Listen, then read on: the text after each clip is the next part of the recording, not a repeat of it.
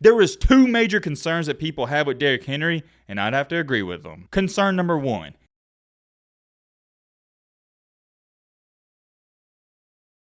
Let's talk about Derrick Henry. So apparently a lot of people are thinking that he's falling off, or this is the start to his fall off. For those of you that don't know why a lot of people are saying that, it's because last year he was leading the league in rushing. He was on pace to break so many records, but then he had a foot injury and he missed the entire year. Or not the entire year, but the rest of the entire season. You get what I'm trying to say. Over the past couple of years, he's easily established himself as the best running back in all the NFL, and I don't really think it's that close. One of the craziest stat lines I saw last year, and I remember this so vividly, is he led the league in rushing up to 5 weeks after his injury before Jonathan Taylor took it over. This man Derrick Henry was out for 5 straight weeks, yet he was still leading the NFL in rushing. That's insane. The reason I brought up this Derrick Henry topic out of really nowhere is because all I've seen on social media, there's article after article, is people think his terror on the NFL, it's over with. He's going to fall off. I'll just show you some brief examples I have right here. There's an article right here that says, and it's the headline, "The Decline and Fall of Derrick Henry." And then to go along with that, on Twitter, people are now trying to start up a debate and argue that Henry's no longer the best running back in the league, and there's a real conversation for it, when in reality, there's not a conversation. He's number one. It's not even close. I really believe the gap between Derrick Henry and whoever you want to put at number 2, whether that's Jonathan Taylor,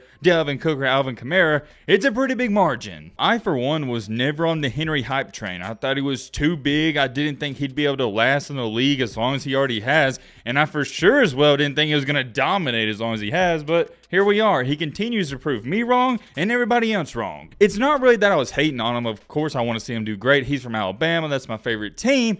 It's just that it doesn't make any sense. In the history of the NFL, in the history of the sport of football, you don't see guys that are built like him doing what he's doing. And the most underrated part about his game, and it mind boggles me even to this day, he's extremely fast. That's one thing I noticed about him at Alabama. It looks like he's running in slow motion, but he's outrunning safeties and cornerbacks who run 4.4 40s. And when you combine that with how big he is and how strong he is, he's just an unstoppable running back. He's somebody you make in, not NBA 2K, but you make in Madden. He's a flat-out monster. He's a flat-out beast. He's a one-on-one. You can't really compare him to anybody. I don't think what he's done each and every season in the NFL, it's a fluke, because he's been great ever since he was at Bama. He won the Heisman. So it's not like whenever he has a 2,000-yard rushing season, it's like it came out of nowhere. The thing that really, like I said, just mind-boggles me the most is he continues to have these great years, and it seems like the more he plays in the NFL, the better he gets. Dating back to when he was in college, as the game continued to progress, as it got later into the 3rd and 4th quarter,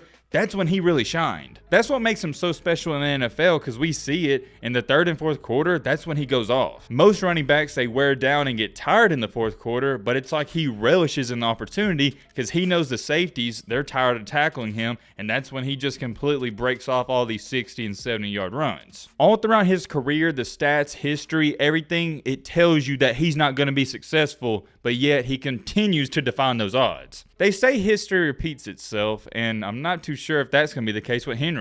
Think about all the big running backs that were kind of built like him. They never work out. I don't like to get into numbers too much because I don't want to overcomplicate it and be a nerd about it. Because at the end of the day, if you're a good football player, I don't have to look at the numbers. I can watch you and see by the way you play and tell, oh yeah, he's good. If you're bad, you're bad. I do think numbers matter because if they didn't, we wouldn't keep up with them, but it's not everything. But however, with all that good stuff being said, there is 2 major concerns that people have with Derrick Henry, and I'd have to agree with them. Concern number 1. He's coming off of a foot injury that ended his season, and it's a big deal because he's a running back and he's always on his feet. That one's self-explanatory. Anytime someone's coming off of an injury like that, it's going to be a detriment. Concern number 2, and maybe the most concerning one out of everything regarding his career, is how much the Titans have overused him. I get it 100%. It seems like Derrick Henry can carry the ball 40 times a game and it's not going to affect him. But over time, it's going to. It's inevitable. There's no way all those carries he's had in the past 2, 3, 4, 5 years, they're not going to catch up to him, because they will. He's not a quarterback. When people are hitting you hard every play, they're diving at your ankles, feet, your legs, it's just going to catch up to you, and there's not another way to put it. And guess what, ladies and gentlemen? Going off of this stat line I'm about to show you, it appears to seem that it's already caught up to him. This little box I'm going to show you right now is the percentage of tackles that Derrick Henry breaks every single season. For example, in 2017, he broke 23% of his tackles. If you notice, every single year after 2018, that percentage, it goes down, and in 2020 and 2021, it went down dramatically. And only a 3 to 4 year span from 2018, he went from breaking nearly 24% of his tackles to only 9.6. 23.7% to 9.6, that is a huge difference. And this isn't one of those cherry-picked stats. You can tell every single year after 2018, it's gone down dramatically. So here's the question that you may be asking, and everybody's asking. Why isn't he breaking as many tackles? It's kind of obvious. His workload and the amount of carries he's getting every game, it's gone up dramatically as well. For example, in 2018, if he's only carrying the ball 18, 19 times a game, the chances of breaking more tackles, it's going to be higher because you have more stamina and endurance. However, in 2020 and 2021,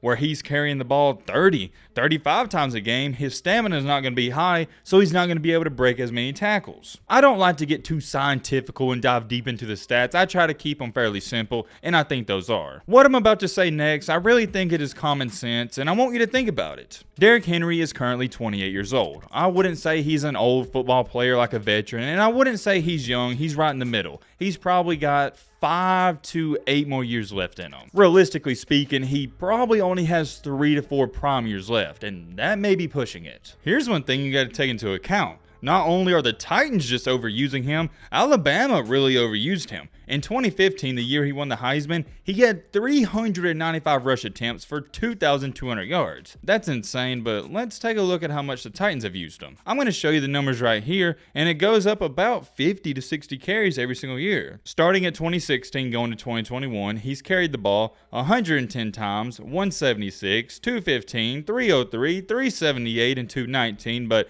he was on pace for over 400 before his year got cut short. And it's not like the Titans are doing it on purpose. They have to use him that much because Ryan Tannehill is not that great of a quarterback. He's about mid-tier. And you do got to give the man some credit. He's balling out. In 2020, he had 2,000 yards, but they are just overusing him, and it's not good for his body. I understand the haters and critics. Nobody's questioning what he's done. He's already proven himself. Where everybody is starting to have their doubts is he's getting older, and that injury, it may come back to hurt him. He's now to the point in his career, just like Julio Jones, where he's going to start to get nicked up and miss 3 to 4 games a year, and it could be 6, 7, or 8. You never know. I gotta say it again and emphasize it. When you're a running back getting hit on every single play, it adds up. Logically speaking, if I never heard of Derrick Henry and I looked at his stats, looked at his size, and looked at the injury, I would say that yes, this is the start to his decline. But we're not logically speaking here. We're talking about one of the rarest athletes of all time, Derrick Henry, aka King Henry. You can't look at the logical answers when you talk about this man at the running back position. I mean, look at it. Dating back to the NFL draft, he won the Heisman Trophy, and people were still doubting his abilities. He's one of those rare guys where you just can't look at him and compare him to other running backs in the history of running backs. I really do like King Henry. He's a great person, great athlete, overall sound dude.